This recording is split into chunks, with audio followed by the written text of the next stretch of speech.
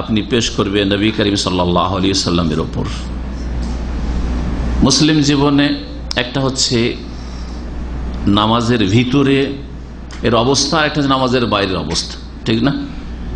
একটা হচ্ছে আমাদের নামাজের বাইরের অবস্থা, আর একটা হচ্ছে নামাজের ভিতরের অবস্থা। নামাজের ভিতরে যদি দুরুদ ও সালাম পেশ করেন, সালাত সালাম পেশ করেন, এটা একটা অবস্থা। আর একটা অবস্থা হচ্ছে নামাজের বাইরে।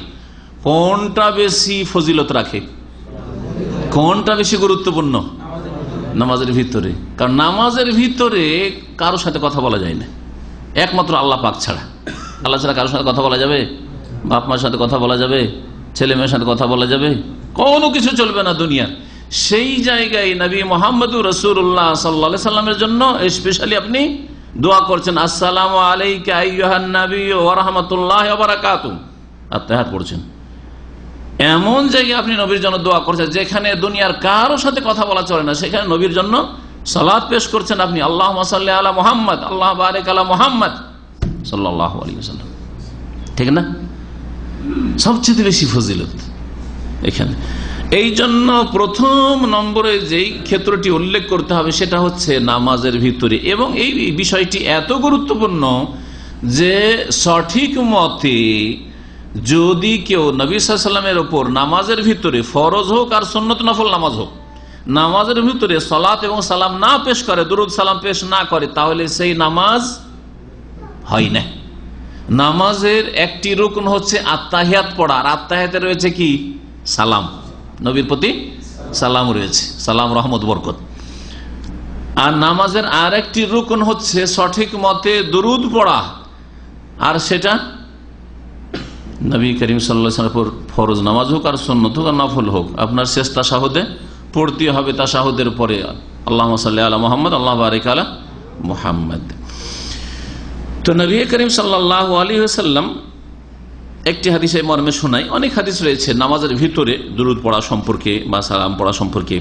নবী করিম সাল্লাল্লাহু আলাইহি ওয়াসাল্লাম একজন লোককে দেখলেন যে ইয়াদু ফি সালাতিহি, নামাজের ভিতরে দোয়া করছে, নিজের জন্য দোয়া করেছে বা অন্যান্য দোয়া পড়েছে, তাসবিহ পড়েছে, ফালাম ইউসাল্লি আলা নবী সাল্লাল্লাহু আলাইহি ওয়াসাল্লাম, কিন্তু নবী সাল্লাল্লাহু আলাইহি ওয়াসাল্লামের উপর সালাত পেশ, আল্লাহুম্মা সাল্লি আলা মুহাম্মদ, এটা পড়লো না, দুরুদ ইব্রাহিমি পড়লো না। হয়তো জানা ছিল না, অথবা তার তাড়া ছিল। যেমন কিছু মযহাবে এখনো আছে যে ওদের কাছে দুরুদ পড়া সুন্নাত, নামাজের ভিতরে দুরুদ ইব্রাহিমি পড়া তাদের কাছে রুকুনও নয় আর ওয়াজিবও নয়। রুকুন হচ্ছে নামাজের ভিতরে 14টি, তার একটিও নয়, আর ওয়াজিব হচ্ছে 8টি, তারও নয়। তাহলে 14, 8 কয়টি? গুরুত্বপূর্ণ যে বিষয়গুলি, যেগুলি ইচ্ছা করে একটি ছেড়ে দিলে নামাজ হয় না, 22টি নামাজের ভিতরে। এই 22টার মধ্যে তারা দুরুদকে গণ্য করেনি। দুরুদ তারা সুন্নত বলে, দুরুদকে রফা দেনের মতো সুন্নাত, আমিন জোরে বলার মতো সুন্নাত, বোঝা গেছে? 3 বার 5 বার 7 বার 10 বার তাসবিহ পড়ার মতো সুন্নাত, সুন্নাত তাদের কাছে দুরুদ। তার দুরুদের বিষয়টিকে হালকা করে দিল না। আর যারা এই মাসলাতে হালকা করেছে, ওরাই আবার অন্যদেরকে মিথ্যা অপবাদ দেয় যে ওরা দুরুদ পড়ে না। আমরা এটাকে রুকুন ফরজ বলছি, আর আমরা কি করে দুরুদ পড়বো না? আরব দেশের আলেমরা এটাকে রুকুন ফরজ বলছে, আর ওরা আবার দুরুদ পড়ে না, বলছে যে ওয়াহাবি দুরুদ পড়ে না। এটা কেমন কথা হইল? হ্যাঁ, রোগ নিজের মধ্যে, আর বলছেন না না আমি সুস্থ, তোমরাই রুগী, ঠিক না? এরকম রুগী বলছে যে না আমি রুগী না, তোমরাই রুগী। নবী করিম সাল্লাল্লাহু আলাইহি ওয়াসাল্লাম ওই ব্যক্তি সম্পর্কে বললেন আজেলা হাজা, এই ব্যক্তি বড় তাড়াহুড়া করে নামাজ পড়লো।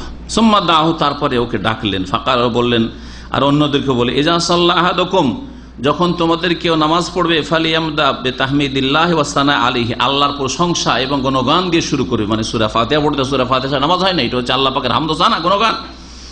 সুম্মা লিউসাল্লি আলা নবী সাল্লাল্লাহু আলাইহি সাল্লাম, আর যদি আত্তাহিয়াত ধরেন তো আত্তাহিয়াতু লিল্লাহি ওয়াস সালাওয়াতু ওয়াত তাইয়্যিবাতু, এতে আল্লাহর গুণগান রয়েছে। তাহিয়াত লিল্লাহ, সালাওয়াত লিল্লাহ, হ্যাঁ, ওয়াত তাইয়্যিবাত লিল্লাহ, জি, শারীরিক ইবাদত, বাচনিক ইবাদত আর আর্থিক ইবাদত সব কার জন্য?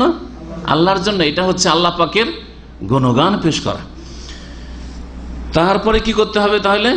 সুম্মা লিউসাল্লি আলা নবী সাল্লাল্লাহু আলাইহি ওয়াসাল্লাম, তারপরে নবী করিম সাল্লাল্লাহু আলাইহি ওয়াসাল্লামের উপর সালাত পেশ করবে। সুম্মা লিয়াদউ বাদু মাশা, তারপরে আল্লাহর গুণগান হয়ে গেল। সবচেয়ে বড় হক কার?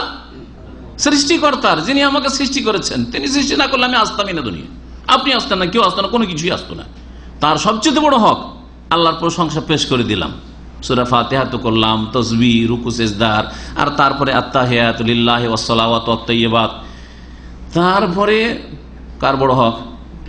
আমার নিজের না রসুলের? রসুলের। এই জন্য রাসূলুল্লাহ সাল্লাল্লাহু আলাইহি ওয়াসাল্লাম আসসালামু আলাইকা আইয়ুহান নবী ওয়া রাহমাতুল্লাহি ওয়া বারাকাতুহু। হ্যাঁ, তারপরে নিজের জন্য সালাম আলাইনা, আমাদেরও শান্তির প্রয়োজন। ওয়া আলা ইবাদিল্লাহ, অন্য অন্য ভাই বেরাদর আত্মীয় স্বজন মুসলিম ভাইয়েরা রয়েছে, হ্যাঁ, মালায়েকা ফেরেশতা জিন মুমিন মুমিনাত সকলের জন্য দোয়া হয়ে গেল। তারপর আল্লাহুম্মা সাল্লি আলা মুহাম্মদ সালাত পেশ করা হয়ে গেল।